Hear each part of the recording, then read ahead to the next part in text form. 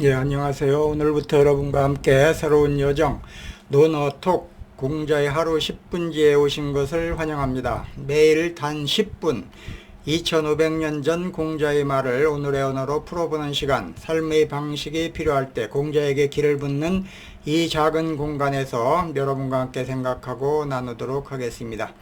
오늘은 8일편 22장에 관한 내용입니다. 지금 바로 시작합니다. 8일편 22장의 내용은 이렇습니다. 공자가 말했다. 관중의 그릇이 작구나. 어떤 사람이 물었다. 관중은 겸손했나요? 검소했나요? 공자가 말했다. 관중은 3번 정치적 귀속을 바꾸고 관리들의 일을 겸직시키지 않았으니 어찌 검소하다 하겠는가? 그렇다면 관중은 예를 알았습니까? 공자가 말했다. 나라 임금이라야 가리개를 세워서 문을 막거늘 관중도 가리개를 세워서 문을 막았다. 나라의 임금이 다른 나라의 임금과 우호를 위해 반점을 사용했는데 관중도 반점을 사용했다. 관중이 예를 알았다면 누가 예를 알지 못하겠는가? 이런 내용입니다. 여기서 관중은 세 번의 정치적 귀속을 바꿨다. 3귀라고 하는 말이 납니다. 3귀.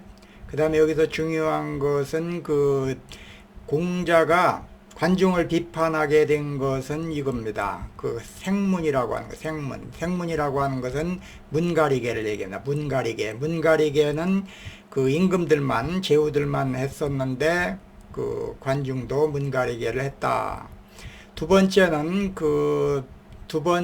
반점이라는 겁니다. 반점은 애교할 때, 제후들이 애교할 때 쓰는 술잔 받침인데 관중도 제후가 아니었지만 사용했다. 이런 점을 들어서 관중은 공자로부터 비판을 받았다라고 볼 수가 있습니다. 오늘은 공자가 굉장히 대놓고 직설적으로 한마디 한 장면을 소개하고 있습니다. 주인공은 누구냐?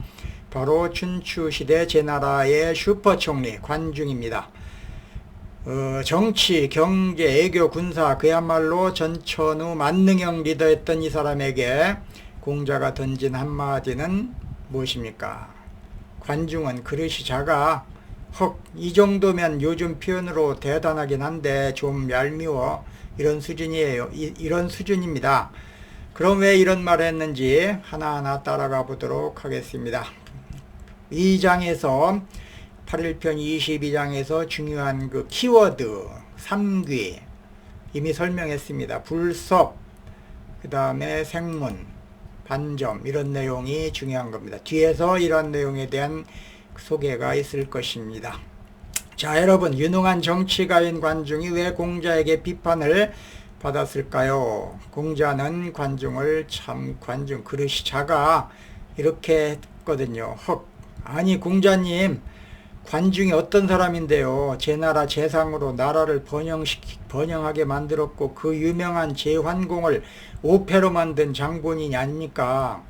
능력만 놓고 보면 거의 국보급인데 그런데 관중이 그릇이 작다고요? 왜죠? 예, 그 이유를 하나하나 풀어보도록 하겠습니다. 관중은 제나라 재상 또 막 능력 있고 한데 관중은 그릇이 작다 이런 치명적인 말을 했던 것이죠.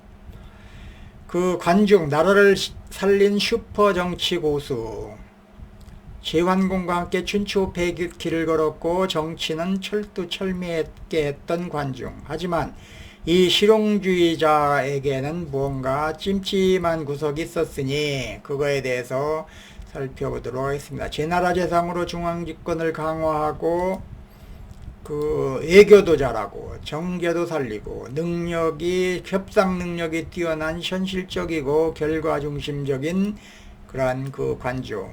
근데 왜 관중은 그릇이 작다라고 이런 말을 들었을까요? 공자왈 관중? 에이, 그릇이 작은 놈이야. 아니 스승님, 그 정도면 항아리 아닙니까? 왜 작다 하셨을까? 이 말은 덕보다 실리를 쫓는 인물이다. 즉 도덕적 깊이가 부족하다 이런 뜻입니다. 공자의 눈높이로 봤을 때, 잣대로 봤을 때 관중은 일은 잘하지만 예의도 없고 관중은 한마디로 그릇이 작아. 그놈 종지야, 종지. 간장 종지야. 이런 얘기입니다. 겸손하다고 겉은 깔끔한데 속은 권력부자. 공자의 한마디는 간단했죠. 늘 얘기하는 거 맞죠. 관중 저는 그릇이 작아. 간장 종지야. 이건 마치 괜찮은 사람인데 좀 얄밉네. 이런 말의 고대 중국 버전입니다. 그러니까 너무 능력이 있어도 좀 찍히는, 윗사람들한테 찍히는 것이 있는가 봅니다. 이 한마디에 담긴 뉘앙스는 능력은 인정해. 하지만 인격적으로는 글쎄. 공자의 평가는 일 잘하는 사람에게도 인격을 본다는 걸 보여주고 있습니다. 3번이나 정치적 기속을 바꿨다. 이게 바로 비판에 받는 하나의 그 요인입니다. 3귀. 제 나라 사람이지만 위나라 벼슬하고 제 나라 돌아와서 공조, 이게 3개, 이게 3귀입니다. 3귀. 오늘 우리가 만난 인물은 바로 춘추시대 실세 중 실세 관중입니다. 공자는 왜 관중을 디스했을까? 이 질문 여기에 힌트가 나옵니다. 관중은 제 나라 사람이지만 3귀를 했습니다. 처음엔 위나라 가서 벼슬을 했죠. 정치적 이유로 제 나라에 돌아와 공자 귀를 도왔지만 공자 귀가 패하자 이번에는 소백한테 말을 갈아탑니다. 그리고 어떻게 됐냐고요? 소백이 제환공이 되자 관중은 단숨에 재상자리에 오릅니다. 줄을 잘 쓴 거죠. 오늘날로 얘기하면 정치기술자, 줄을 잘 쓴 사람입니다. 시대를 꿰뚫는 정치기술자입니다. 그리고 그 뒤엔 막강한 권력과 엄청난 부를 누렸지요. 가히 당대 최고의 실세가 된 것입니다. 공자가 말하기를 그릇이 작구나 라고 한 이유는 아마도 권력과 부를 쫓는 그 정치적 줄타기, 그 이면의 계산을 간파한 게 아닐까요? 오늘의 핵심은 이겁니다. 정치력은 탁월했지만 그릇은 과연 컸을까? 여러분이라면 어떤 선택을 했을까요? 난 겸직 안 해. 겉으로만 겸직은 안 한다 했지요.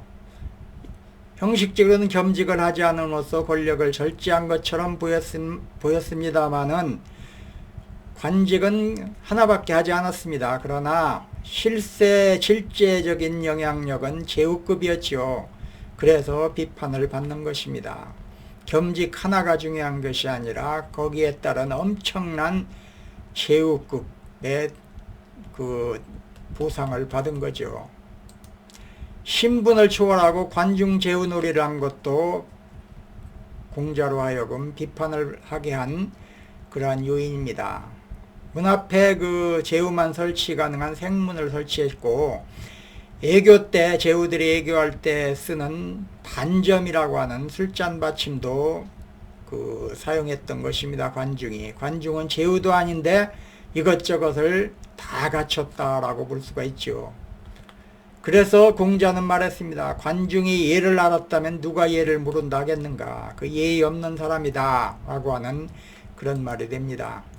여기서 우리는 실용주의 천재인 관중과 도덕주의 선생님 공자에 대한 비교가 되겠습니다. 여러분은 어떤 리더가 좋으세요?